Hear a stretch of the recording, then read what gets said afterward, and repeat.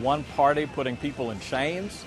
When I heard someone that I admired and have been on platforms with talk about ordinary conservative principles as being essentially racial viciousness, because that's the allegation he was making yesterday, I was disappointed by it, but I have to tell you, it brought back memories to me.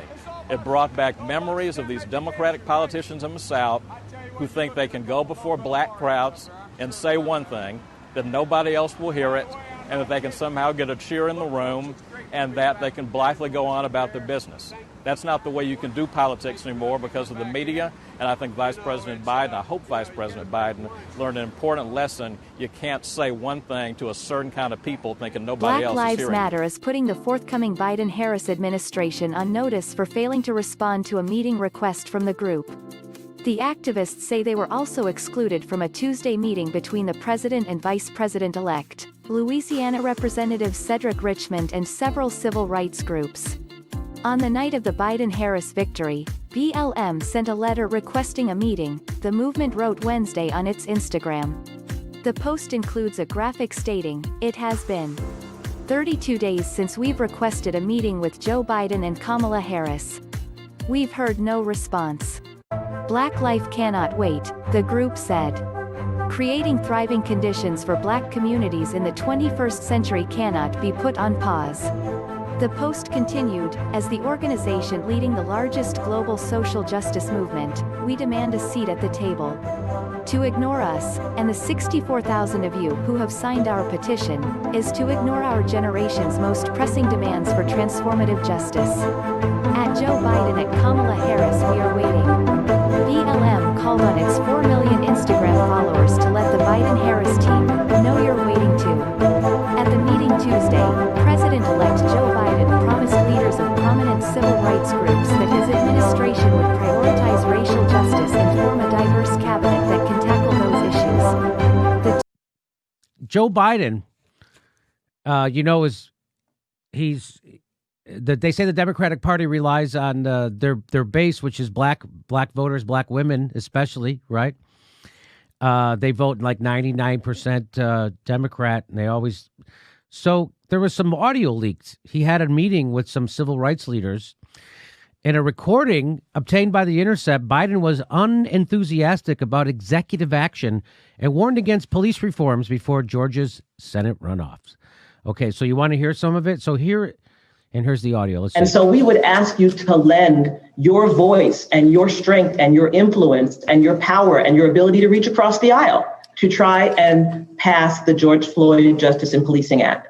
But failing that, we would ask you to pull from that act measures that can be enacted by executive order. You have the power to call for a national database on police misconduct. You have the power to ask for a registry that will allow people to easily search in public multiple misconduct complaints against particular officers. You have the ability to impose a database around police killings and police shootings. And these are things that you can do by executive order. Okay, let me You remember this? You remember when Joe Biden? So this is how he talks to black people after the election, after they all just voted for him. This is how he talks to them. Come see us when you come to New York, VP Biden. Remember this?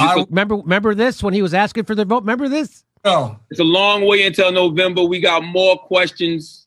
you got more questions, but I tell you, if you have a problem figuring out whether you're for me or Trump, and you ain't black. It don't have nothing to do with Trump. It has to do with the fact I want something for my community. I would love to see. Take a look at my record, man. I extended the. Oh my God.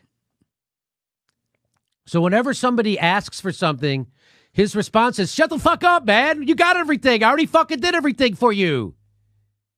Shut up. What the fuck? You want something for your vote?" What? Go ahead. Sorry, Ron. Look around you. Everything's fine.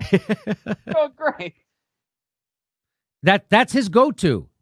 Here we go. And then he lies. And then first he says, "Shut up. Be happy with what you got." And then he lies. Voting racks 25 years. I have a record that is second to none. The NAACP has endorsed me every time I've run.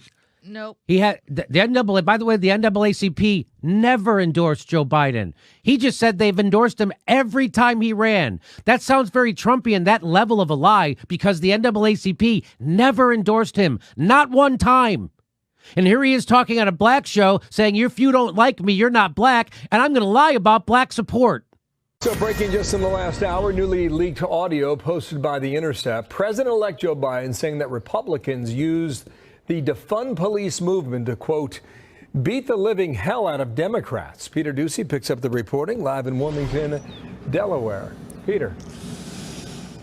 And it was a listening session on Tuesday, Bill, that this audio has now leaked out from, but the listening that Joe Biden was doing also came with a warning from Joe Biden for these prominent civil rights leaders that Republicans beat the hell out of Democrats at the ballot box when the talk turns to defunding the police. They've already labeled us as being defund the police.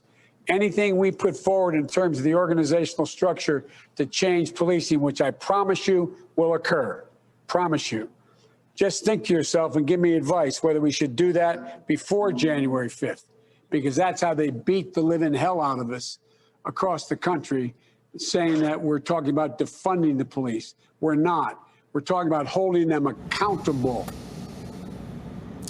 And January 5th is the day of the Georgia runoff, so Biden is obviously concerned about messaging Republicans talking about Democrats defunding the police and the impact that that could have on their chances there. I reached out to the transition team about this leaked audio and what they make of it. An official tells me this: President-elect Biden is the same person behind closed doors that he is in public, honest, direct, and realistic about the challenges facing our nation and the day he is sworn in. As he made clear throughout the campaign, he believes in supporting bold and urgent reform to our criminal justice system while continuing to support law enforcement's mission to keep our communities safe. The president-elect is here in Wilmington today. No public events on the schedule until tomorrow afternoon, when he's going to announce some new White House staffers, including Susan Rice. Bill? Thank you, Pete.